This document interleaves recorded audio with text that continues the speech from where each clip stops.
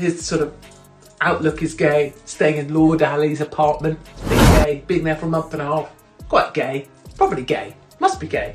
I mean, I don't think actually it would be that way round, would it? Who'd be doing who? I get the impression Phil would be receiving. Possibly one shouldn't speculate too far. Did Britain just witness the moment its would-be prime minister broke on live television? One accusation, one pause, one flash of silence from Keir Starmer in front of millions, and suddenly the foundations of leadership looked as if they might shatter beneath him. Did you know that over 95% of our viewers aren't subscribed to the channel? We totally get it. Life gets busy and sometimes it's easy to forget. But here's the... Did Britain just witness the moment its would-be prime minister broke on live television? One accusation, one pause, one flash of silence from Keir Starmer in front of millions, and suddenly the foundations of leadership looked as if they might shatter beneath him. Did you know that over 95% of our viewers aren't subscribed to the channel? We totally get it. Life gets busy and sometimes it's easy to forget. But here's the thing, subscribing is completely free and it really helps us keep creating the content you enjoy. So why not hit that subscribe button and join our community? It only takes a second, but it makes a world of difference to us. Thank you for your support. It happened during a live confrontation with Katie Hopkins, who hurled direct, explosive claims about Starmer's past. Instead of a polished denial, viewers saw hesitation. Within hours, the footage spread across social media, headlines screamed, and pundits dissected every flicker of his expression. Supporters defended him. Critics called it cowardice. Inside Labour, MPs split. Some begged him to hit back, others urged silence. Outside Westminster, protesters unfurled banners demanding transparency. And as the story grew, the original accusation faded. The reaction became the scandal. A single moment, but one that could reshape Britain's trust in politics. It was not the claim itself that mattered most, Jane. It was the silence. That hesitation collided with the image Starmer has spent years constructing. Calm, controlled, and unflappable. Exactly, John. In fact, Hopkins knew precisely what she was doing. She thrives on provocation, engineered for television. She threw an accusation that needed no proof, only pressure.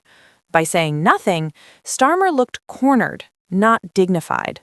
And that is where perception outshines fact in politics. The British public is already skeptical.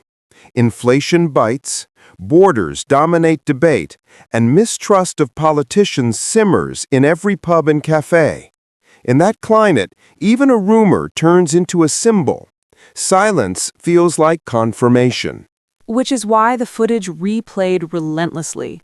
One freeze frame, one clip flashed across tabloids and trending feeds. It was no longer, what did Hopkins say? The question shifted to, why did Starmer not answer? The absence of a response became the entire narrative. And in Labour ranks, that divide only sharpened it. Should a leader engage with provocateurs and risk giving them legitimacy? Or should he dismiss them and risk looking evasive? Either option carries political cost. The danger is that ordinary voters do not care about party strategy. They see hesitation and read weakness. They hear silence and feel arrogance. For them, avoidance is not restraint, it is evasion. And in a democracy bruised by scandal after scandal, evasion is unforgivable. We saw it spill onto the streets.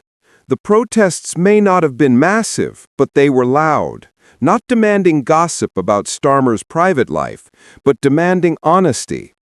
People crave reassurance that leaders are not hiding shadows behind the politics of control. Hopkins exploited that hunger. She styled herself as the risk-taker, the voice punished for daring to speak. Whether one sees her as reckless or fearless hardly matters. The tactic pulled the conversation into her arena, And suddenly, Starmer was playing defense in a game he never intended to join. And the broader lesson is brutal. Political authority today is fragile.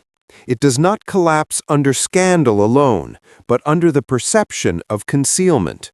One unanswered question can outweigh 1,000 policies. And that raises the ultimate issue. If silence can evaporate credibility so quickly, what really holds trust together?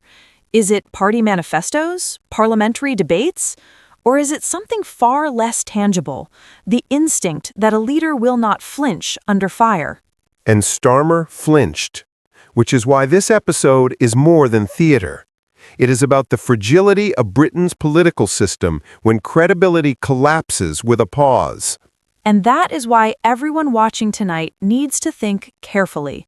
Silence may sound strategic inside Westminster, but outside, it echoes as fear. And fear is deadly for leadership. So here is the question for you. In politics, is silence ever strength, or does every unanswered claim destroy trust forever? Tell us your view in the comments below. Do not forget to subscribe to Alert View and turn on the notification bell so you never miss our next breakdown of the stories shaking Britain.